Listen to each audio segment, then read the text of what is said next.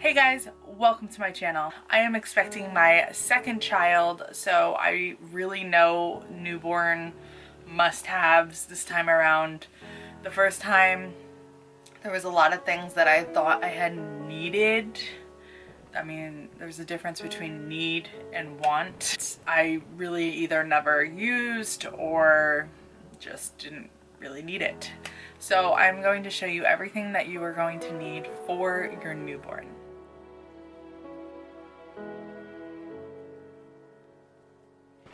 So the first thing is an obvious, if you are doing cloth or regular diapers, it is diapers. Now you can be cloth diapering or regular diapering, but I wouldn't suggest getting a big thing of newborn diapers because they grow out of them so fast. Just get size 1 because size 1 I think fits 7 pounds. Usually size 1 is like 7 to like 11, 12 pounds or something like that.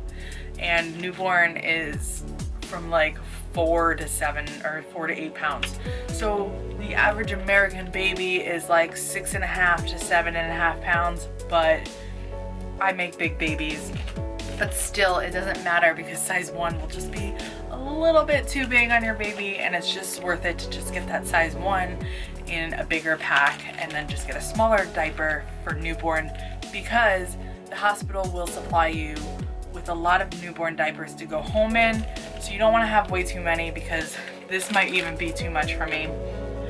This is 31 diapers, and like I said, the hospital will probably give me about 3 to 4 of these. At least my hospital did. They grow so fast at the beginning. So definitely diapers and wipes if you were using, or it depends on what type of wipes you were using, but wipes and diapers are the must-have. Now if you plan on breastfeeding or bottle feeding, you should always still, even if you plan on breastfeeding, you should still have a bottle in case that you aren't going to be home for an emergency or you just are going back to work.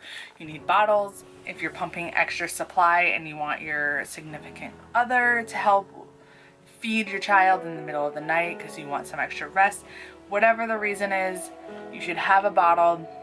Now I went through a lot of brands to find the right bottles, so that I really can't give any tips on because I had a very colic firstborn, and they say Dr. Brown's is the best, but this was the first bottle that I can find.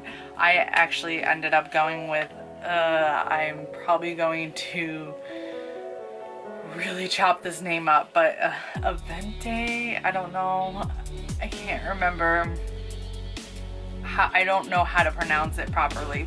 I went through probably about 6 different types of bottles. Now I think, goodness, I have a lot of friends that had a lot of babies, so they kind of passed down a lot of bottles that I could test out, and I mean, none of them really worked great, but these are supposed to help with like colic, so it's a slow drip and it's got a lot of compartments, but it didn't seem to work with my child. I don't know. But like I said, you were definitely going to need a bottle. Just get 1 bottle.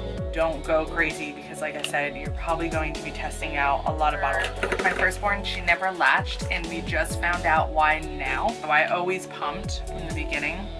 I obviously did lose supply faster, so she only got breast milk for the first, I want to say, month and a half. But I used a breast pump.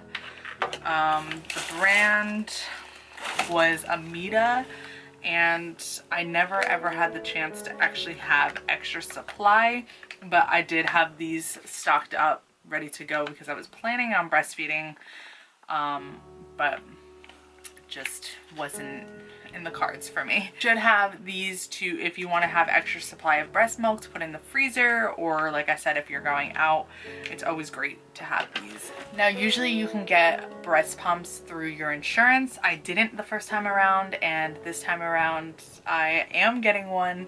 So this is an older breast pump. It wasn't the greatest, so I'm hoping I'm getting a Medela this time around through my insurance, so much better brand, and maybe that's why I lost supply so fast. I really think it's just because she couldn't latch, which makes you have more supply about your child latching. But yes, I'm hoping this time around it's different. Next, I do have on my newborn must-have is like a blanket, because it's just a soothing technique you can rub on your baby's face while you're holding her. I wouldn't suggest putting her down for a nap or to sleep with a blanket this big or heavy, or a blanket at all, because you just never know if she can roll over. I do suggest introducing a blanket so he or she is attached to a blanket and has a soothing technique for the future months to come when he or she is sleeping on its own.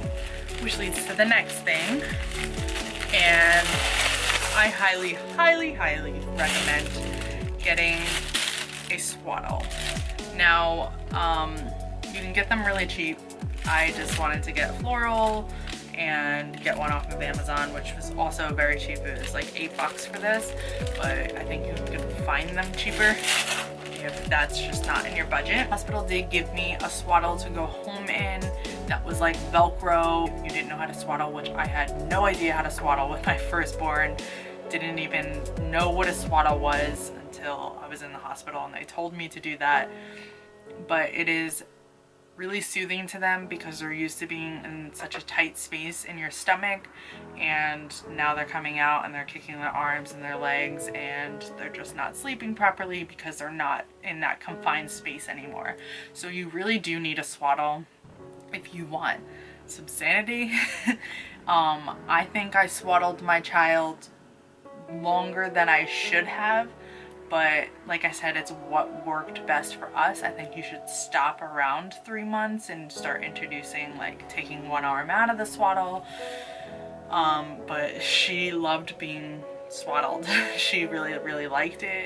For newborns, I suggest onesies. This is just the first onesie that I found to pick up. I'm going to have a newborn in the summer, so really onesies are the best way to go. Easier access to change diapers, and you're going to be changing them a lot because of spit up. Now, I think this is a must-have. A lot of people might think differently because you can just take your car seat in the store, but I think that's bad for your back. I got a hernia from my firstborn and I still have to get it fixed. So it's been kind of uncomfortable. But this, when I did bring her into the store, I did have this hammock. Now it just goes right on to the sides of your shopping cart, and they're sleeping for the first 3 months a lot, so it helped a lot. She thought she was in a crib or she was swaddled up like sleeping at home, and she just nested her head up top here and she slept while I had a lot of room in my grocery cart. I didn't have to lug in a car seat and have no room in my shopping cart. So this really helped a lot. I think this was really worth the $30, and I think she used it for the first 6 months. So I'm telling you, I can't stress this enough, this was a lifesaver, and it's going to be a lifesaver this time around with now a toddler and a newborn, because I'm gonna have to put her in the seat, and then what am I gonna do with a newborn? If I brought a car seat into the store with a toddler, it would just be, I would never go shopping again, ever. So I would suggest looking up these baby hammocks. They are worth it. Another thing that I suggest for newborns, because I still use it with my toddler, is a noise machine, because you don't want your baby to get used to just complete silence at night. I hope that my child will sleep, my newborn will sleep, because I know she won't be at night for a while, but you need a noise machine. Now, if you are formula feeding or breastfeeding and introducing the bottle at all, you should really have a bottle brush cleaner. I don't suggest putting your bottles in the dishwasher. I do suggest a bottle brush cleaner, and I also suggest, which I don't have with me, is one of those steam bottle cleaners where you just put hot water at the bottom, close it up, and put it right in the microwave, and it'll kill all the bacteria if you've used the bottle for so long. I used to do that about once a week. Last thing is a diaper bag. Now I had a lot of diaper bags from my baby shower. I think I got like 4 or 5 of them. I only used one, and I don't think I really ever used this, maybe once, only because it was just a pain to hold this and it would fall off my shoulder and then have a baby with me. So I did end up using a backpack one, which I still use. It's just in my car right now.